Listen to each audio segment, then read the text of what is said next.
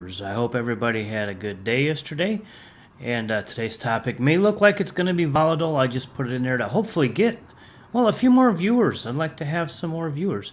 So today we are going to talk about women drivers. And we got to do the intro real quick. Ooh, I got to mute that. Oops, I have the audio on my computer. Got to turn that off. And so now we're back to normal. Why do I want to talk about women drivers? Well, yesterday I had a little message from Lisa. Let's go look at the message real quick. Hello, I like your videos, and thank you for liking my videos. She's in California. She's a realtor, and she's been doing RV sales, and she wants to deliver motorhomes, RVs, and she is worried about her safety. She doesn't have anybody at home. She's single, blah, blah, blah. By the way, she's single, gentlemen. No, just kidding. We don't want to go that route. Anyway, so Lisa seems like a really nice lady, and always my first piece of advice for anybody who lives in California and wants to deliver RVs is to move out of California, because your money will go further if you live in a state that doesn't cost so much money, because it is expensive to live in California, and you can't deny it. You just can't. You can't, especially if you live in San Francisco, in the Bay Area, holy cow, or in LA, San Diego. All of those places are very expensive. But we're going to talk about the safety of being a female and being a driver. First, we're going to talk about delivering RVs, or even just over-the-road trucking in general. So this could be important for a big rig driver. And then we're going to talk about female Uber drivers, because there's plenty of those. I've seen a lot of them. So, what we're not talking about women drivers as in, oh my God, they're horrible, because I'm going to just put this out there. I don't care if you're the best driver on the planet, male or female. I don't care your ethnicity. I don't care. Everybody can be a crappy driver at any given time. I've made stupid mistakes. Luckily, I have not caused a major accident. Sometimes I wouldn't have caused a major accident, but everybody has their oh shit moments. Okay, male, female, it doesn't matter. Okay, I'm not going down that road of men versus women. That is a ridiculous argument. So what we're going to talk about is what her safety, or a female, any woman, their safety while driving on the road. If you're going to go over the road driving, like delivering RVs or being in a big rig or whatever, it really isn't a huge deal. Now let me explain something to you. I have a sister. She's a little younger than I am. She's about 5'3" and maybe 100 pounds soaking wet. Okay, she's not a huge, intimidating person. She does have an attitude where you don't want to mess with her, though. But if you look at her, you'll never know she has that attitude. Anyway, she was a big rig driver for, I think, 2 decades. She never had any issues with safety that she's ever talked about. Not to me. She never felt threatened in a serious fashion. Most big rig drivers are pretty respectful for each other, because they all go through the same shit. So that is a good thing. Now, there are always the bad cookies. We're not going to get into the bad cookies. My thing, what I actually already replied to her in a comment. My thing is, you may have to be a little more aware of where you're parking for the night. Don't go parking in the back, but then of a truck stop. But then I don't go parking in the back of a truck stop. If you're parking in a rest area, make sure where you're at is well lit. And again, that's what I would do as a male, no matter what. So just be aware of your surroundings. If you're going into a place that you think is uncomfortable or whatever, maybe not go in there. But then again, that's how I do this even as a male. I cannot speak for women, because I'm not one. I can only imagine. I grew up with my mom and my sister. It was just me and those 2 ladies. But that still does not qualify me to talk for women. Now, I do understand that there are things that women have to worry about with men, and they just because they think completely differently and we think completely differently. So I would love it if there's a woman gonna watch or that's watching this video, if she could put their 2 cents in and let me know. And especially if there's a female driver out there that can give some advice or maybe some stories, and hopefully and put it in a positive light, and help other women drivers. That would be fantastic. Now, when driving around, I mean, delivering RVs, I met a lot of women who delivered RVs. It's not a male exclusive. I met, heck, I went to Hershey, Pennsylvania. I found a woman who had been doing this a long time, and her son just started doing it, and they were traveling together. And the three of us rented a car going back to Indiana, and we picked up a fourth person who also delivered for the same company, so we kind of knew who he was. And we drove all the way back, and she drove most of it, which was cool. I mean, I drove some of it, she drove most of it, and her son drove a little bit also. So we got back pretty quick. But anyway, you just have to be a little more careful. I mean, she didn't seem to have any problems. She was right around 45, 50 years old. And it's not like it's really a big deal. Now, granted, if you're a supermodel driving around, you may have a little bit more looks. And I don't know if there's a woman out there that wants to help me out with this. I would love it if you could. Now, that's with the RV deal. I can't speak today. That's with big rig and mostly RV transportation. But what about Uber? Uber, you're bringing other people into your car, and you hear the stories of this and that happening. Well, that can happen to a man just as much as it can happen to a woman, because bad things can happen. But those are so far and few between, or few and far between. I'll get the phrases right eventually. But those are so few and far between that it's not a big deal. Again, as a rider, for those of you who know Chicago, I was at the University of Chicago on the southern part of the campus, right along the edge there, and I needed an Uber, and this happened, and it was like 10 o'clock at night.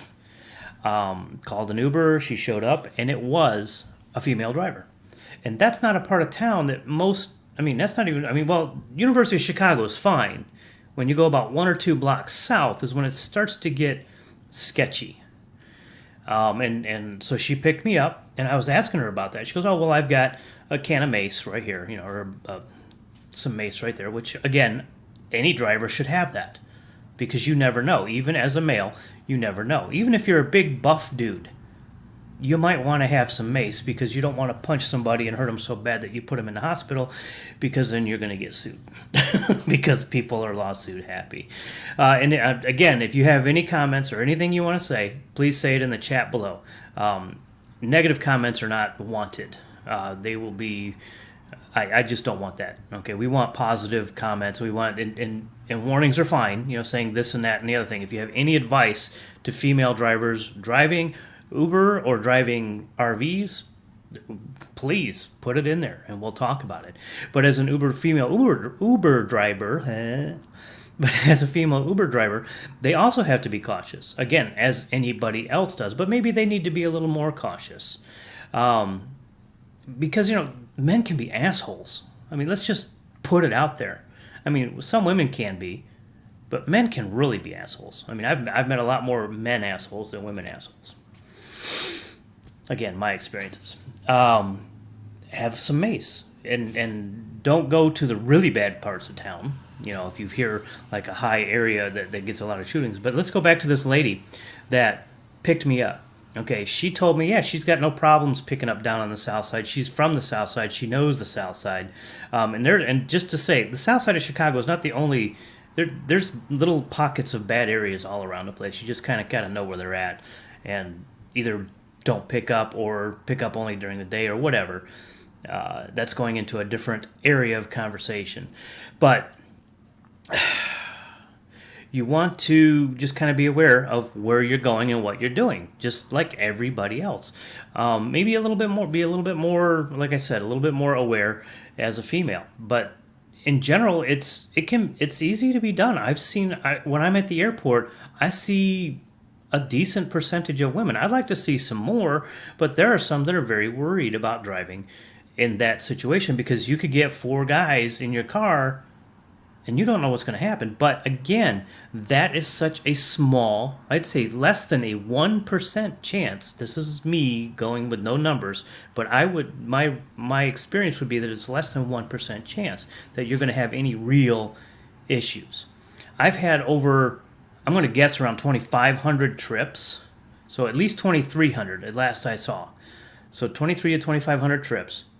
Out of those, I've never had anybody even get remotely close to being confrontational at all. I mean, not even confrontational, let alone physically violent. Not even remotely close to that.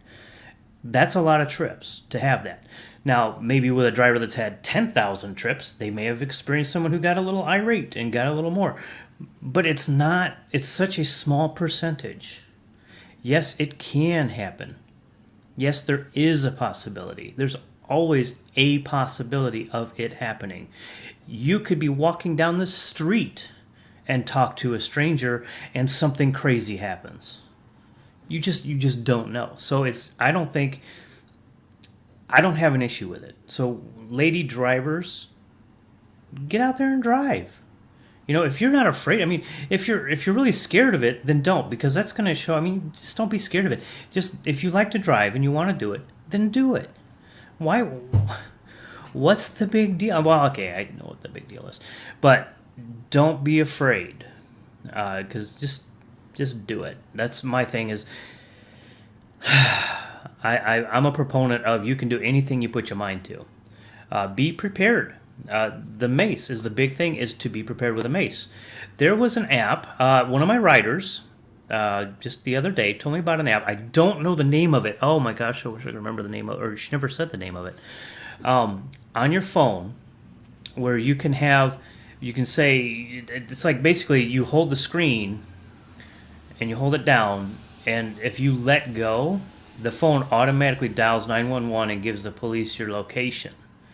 Now, with the Uber app, I don't know how well that would work, but that is an app that exists. And even if you're not a driver, I mean, if you're a truck driver, an RV driver, that would be a good little thing. Because you just basically, the whole point is, if you're holding your phone, you're okay.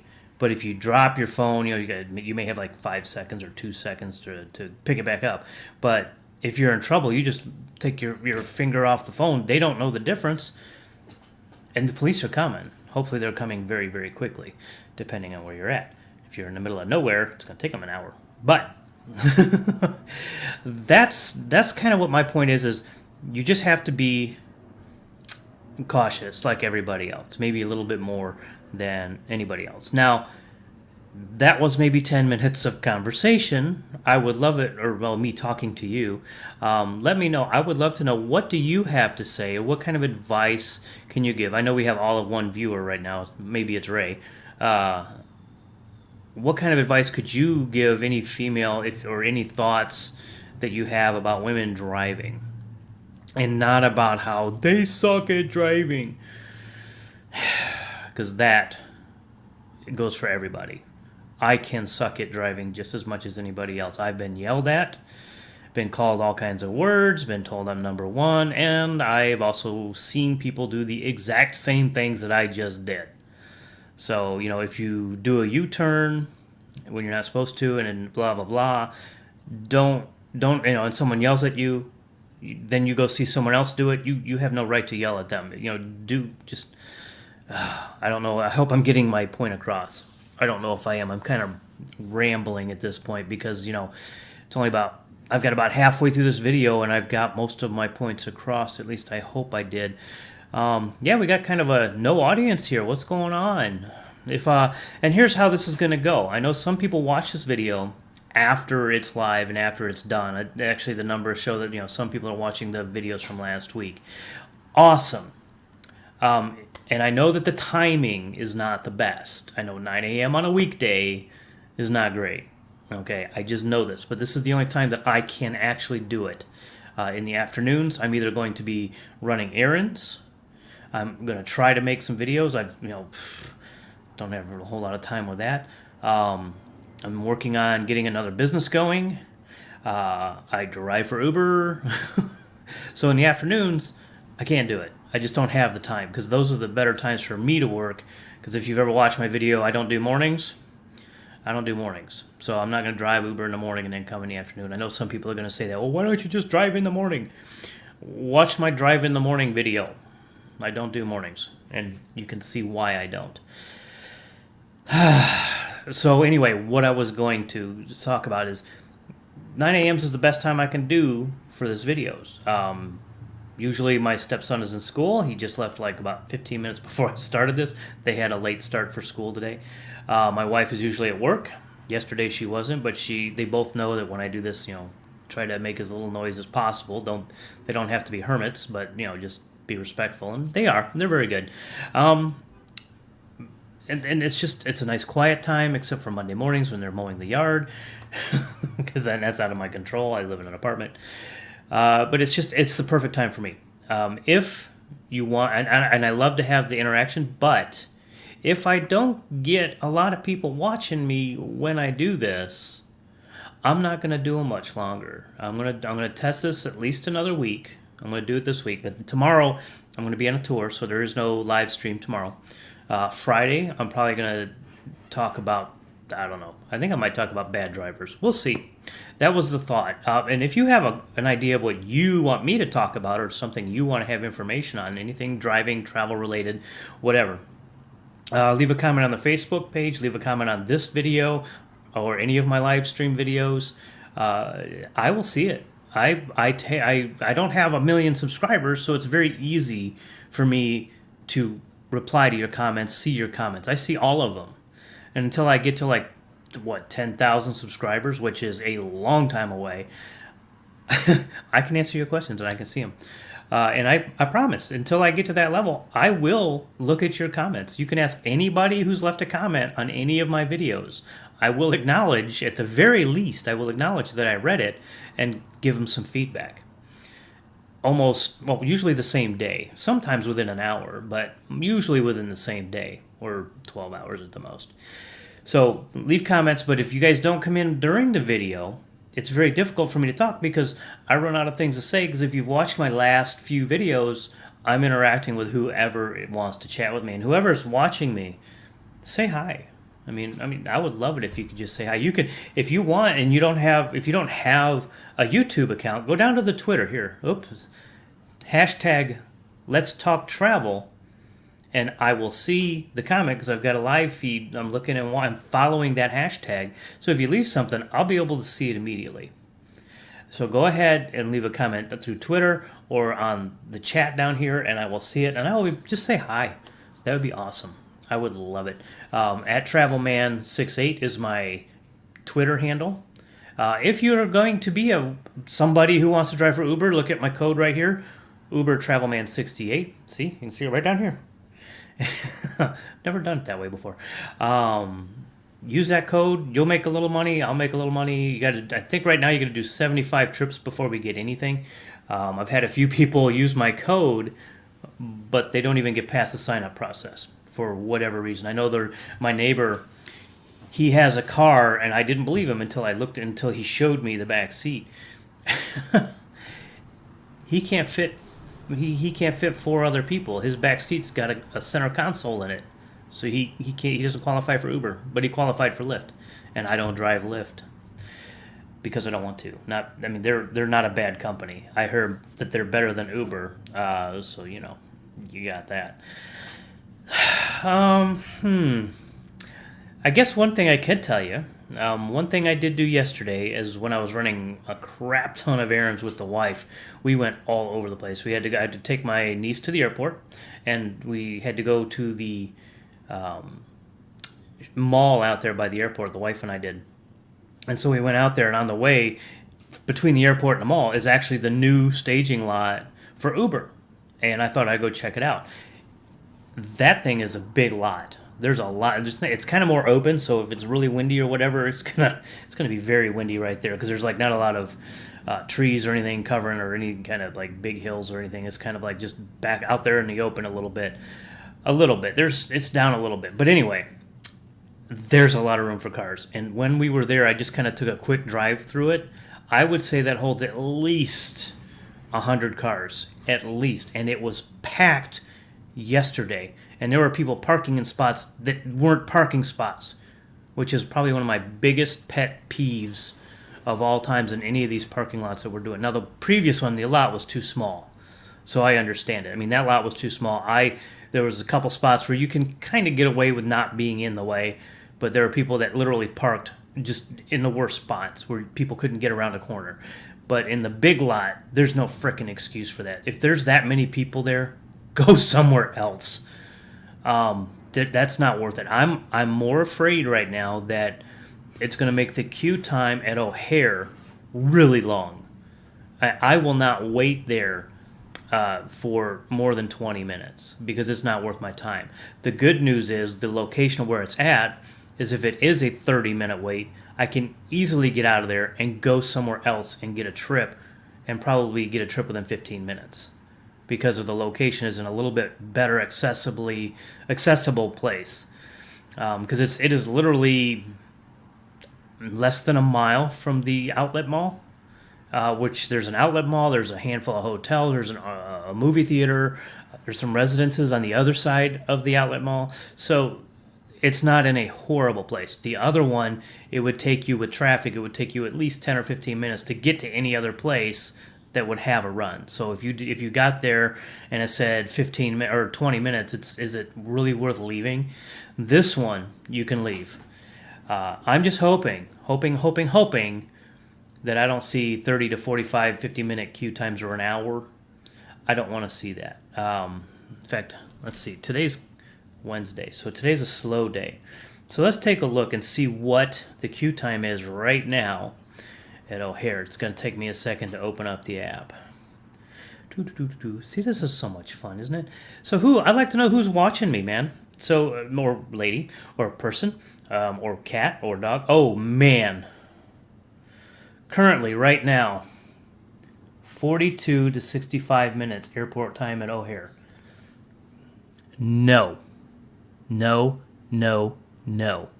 That is too much time to be waiting. People say, oh, but you get a better run there. Absolutely you do. That 90% of the time you get a really good run out of there. But no. In 45 minutes, I could have, if I was down on the loop, I could get a lot more runs. And I could make more money. 20 minutes. I'll wait 20 minutes.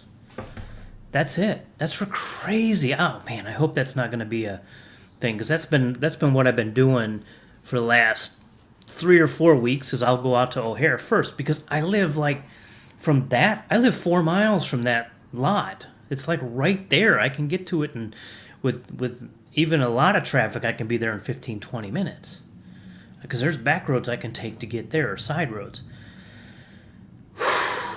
Maybe that's what we'll talk about on Friday, because I know, oh no, tomorrow I've got my tour. I'm probably not going to drive tomorrow. I might drive tomorrow.